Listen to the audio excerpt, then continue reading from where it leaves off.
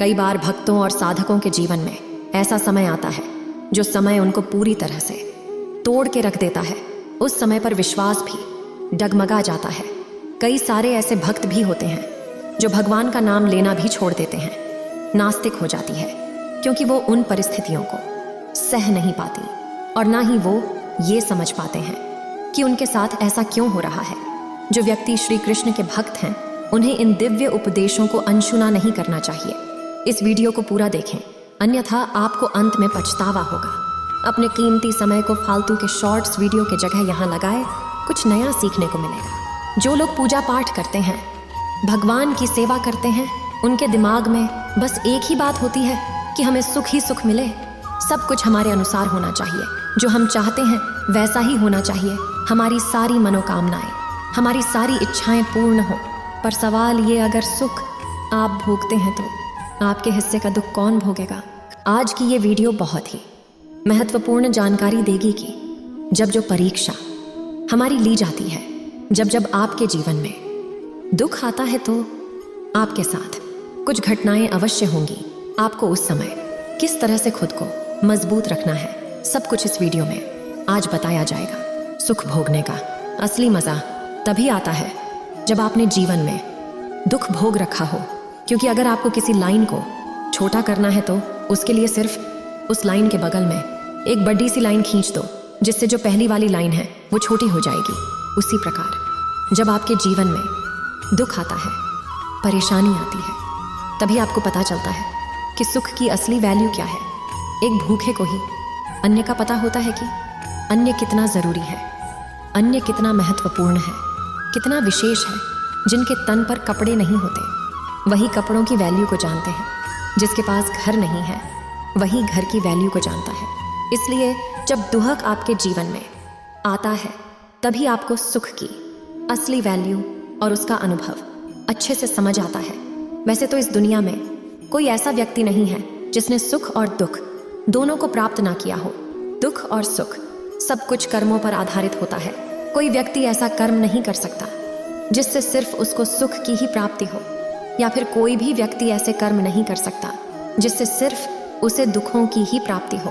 पूर्व जन्मों से ही यह कार्य चलता आ रहा है, इसलिए दुख भी भोगने होते हैं और सुख भी भोगने होते हैं। प्रकृति का भी यही नियम है। जब आप पूजा पाठ करते हैं और तब भगवान आपकी परीक्षा लेते हैं, आपके इष्ट देव आपकी परीक्षा लेते हैं, तब आप इन सब बातों को समझ नहीं पाते हैं कि वो आपकी परीक्षा क्यों ले रहे हैं। कई लोग जो पूजा भी सिर्फ इसलिए करते हैं कि उन्हें जीवन में कभी दिक्कत नहीं आनी चाहिए, उनको अगर छोटी सी भी कोई दिक्कत आती है तो वो सीधा भगवान को कोसने लगते हैं, भगवान को सवाल करने लगते हैं कि मैं तो आपकी इतनी पूजा करता हूँ, मैं तो बहुत ज़्यादा पूजा पाठ करती हूँ, आपकी बहुत बड़ी भक्त हूँ, फिर भी मुझे इतनी समस्याएं क्यों आ रही हैं। इसके लिए आप एक उदाहरण के तौर पर एक कहानी सुनिए। एक व्यक्ति था जो भगवान की बहुत ज़्यादा पूजा करता था। एक बार उसके पैर में मोच आ जाती है और वो चलने में थोड़ा असमर्थ हो जाता है। फिर वो भगवान के मंदिर में जाता है और वहाँ पर उन्हें ताने देना शुरू कर देता है कि भगवान, मैं तो आपकी इतनी पूजा करता था, दिन रात आपका ही नाम लेता हूँ, और फिर भी आपने मेरा एक्सीडेंट करवा दिया। तब उसी रात भगवान उसके सपने में आते हैं और उसे उस एक्सीडेंट का पूरा मंजर दिखाते हैं और समझाते हुए कहते हैं कि वो कोई मामूली एक्सीडेंट नहीं था, वो एक बहुत भयंकर एक्सीडेंट होने वाला था जिसमें तेरी मृत्यु बिल्कुल निश्चित थी।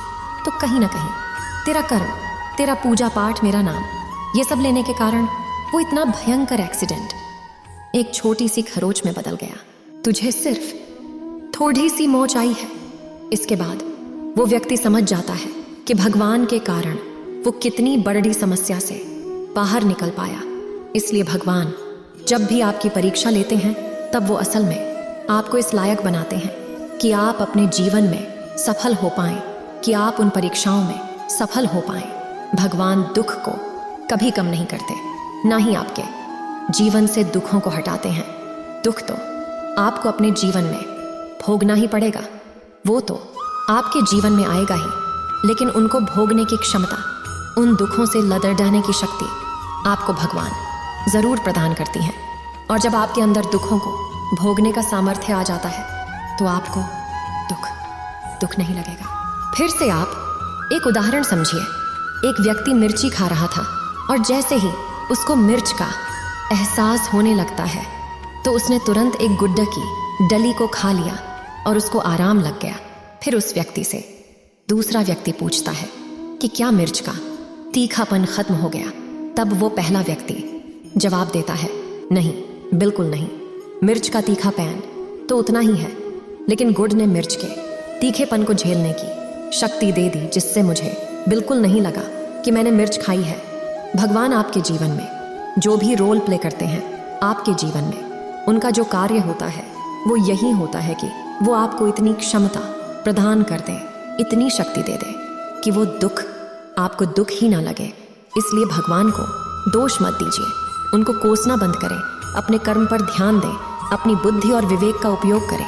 अब हम ये समझते हैं कि भगवान जब आपकी परीक्षा लेते हैं तो कैसे लेते हैं, वो कौन से संकेत होते हैं जिससे आप जान पाएंगे कि भगवान परीक्षा ले रहे हैं। जब भगवान आपकी परीक्षा लेते हैं तो कई बार ऐसा होगा कि आप खाना खा रहे होंगे और दरवाजे पर आपके कोई अचानक से व्यक्ति आ जाएगा जो भूखा होगा। क्या फिर कोई मांगने वाला जाएगा, या फिर कोई जानवर जैसे कोई कुत्ता, कोई गाय आ जाएगा, और उस समय अगर आप अपनी थाली में से उसे रोटी खिला देते हैं तो इसका मतलब है कि भगवान प्रसन्न हो जाएंगे। कई लोग उस थाली में से नहीं बल्कि अपने घर में से रोटी दे देते हैं, लेकिन आपको उसी थाली से रोटी देनी है, क्योंकि इससे ऐसा माना जाता है कि आपने अपने मुंह का निवाला उसे दे दिया, और ये बहुत बड़ा दान माना जाता है। तो अगर ऐसा लक्षण दिखाई देता है तो समझ लीजिए कि भगवान आपकी परीक्षा ले रहे हैं। कई बार भगवान आपकी परीक्षाएं ऐसे लेते हैं कि जैसे आप कहीं जा रहे हैं और रास्ते में कोई व्यक्ति आपको मिलता है जो ठंड से कांप रहा है, तो आपके मन में ये भाव आ जाता है, आप उसके लिए कंबल, जैकेट या फिर अपना ही कोई कपड़ा दे देते हैं। ये भी बहुत बड़ा दान माना जाता है। किसी भूखे को खाना खिलाना या फिर किसी ज़रूरतमंद को वस्त्रों का दान कर देना। तो कभी भी भगवान की बनाई हुई वस्तुएं जैसे जीव जंतु या फिर असहाय लोग जो खाने में असहाय हैं, पीने में असहाय हैं, जिनके पास कपड़े नहीं हैं, जो ज़रूरतमंद है, उनकी मदद करना बहुत बड़ी सेवा होती है। और अगर आप ऐसा करते हैं तो कोई भी भगवान की कृपा आपसे अछूती नहीं रहेगी। हर भगवान आप पर कृपा करेंगे। बस आपको कभी भी भगवान पर विश्वास नहीं छोड़ना है, क्योंकि वह सदैव आपके साथ रहती है, वो आप पर कृपा बनाए रखती है। आपने सुदामा जी का दृष्टांत भी जरूर सुना होगा। वह भगवान श्री कृष्ण जी के परम भक्त रहे और उनके सखा भी रहे। उनकी तो इतनी गरीबी थी कि उनके खुद के घर में 2 वक्त के लिए खाने के लिए भी नहीं था, और जब वो श्री कृष्ण जी के दरबार में जाते हैं तब लोग उन पर हंसते हैं कि द्वारकाधीश जी के सखा यह कैसे हो सकती है। और आप ये हमेशा देख भी सकते हैं कि सुदामा जी ने कभी भी भगवान का नाम लेना नहीं छोड़ा। उन पर उनका विश्वास अटूट था, और जब भी वो खाना खाते थे, जब कभी भी उनको खाने को मिलता था, तो सबसे पहले वो भगवान का स्मरण करते थे, उनको भोग लगाते थे और उनको धन्यवाद भी करते थे। और उसके बाद भगवान की कृपा से उनका जीवन, उनकी किस्मत ऐसी पलटी की। जब वो द्वारकाधीश जी के महल में थे तब सुदामा जी के लिए महल तैयार हो रहा था, सुदामा जी के लिए वस्त्र तैयार हो रहे थे। और आज श्री कृष्ण जी के साथ सुदामा जी का भी नाम लिया जाता है, और अंत समय में भी सुदामा जी भगवान श्री कृष्ण जी के धाम को पधार गए। ऐसे ही तुलसीदास जी के बारे में भी आपने सुना होगा। तुलसीदास जी जो भगवान श्री राम जी के अनन्य भक्त रहे, हनुमान जी के अनन्य भक्त थे। जब उनको शारीरिक पीड़ा हुई, उनके शरीर पर घाव होने लगे, उनको बीमारी ने जब जकड़ लिया, तब उन्होंने हनुमान जी से विनती की। लाख विनती करने पर भी जब हनुमान जी नहीं आए, तब भी उन्होंने विश्वास नहीं तोड़ा और हनुमान जी की कृपा हुई, और उसके कारण उन्होंने हनुमान साटिका की रचना कर दी। हनुमान साटिका, अगर आपको नहीं पता तो ये समझिए कि हनुमान साटिका एक ऐसा स्रोत है, एक ऐसा पाठ है जिससे शारीरिक रोगों पर विजय प्राप्त की जा सकती है। हनुमान जी की कृपा के साथ 2 ऐसे लोग जिन्होंने भगवान पर विश्वास कभी नहीं तोड़ा।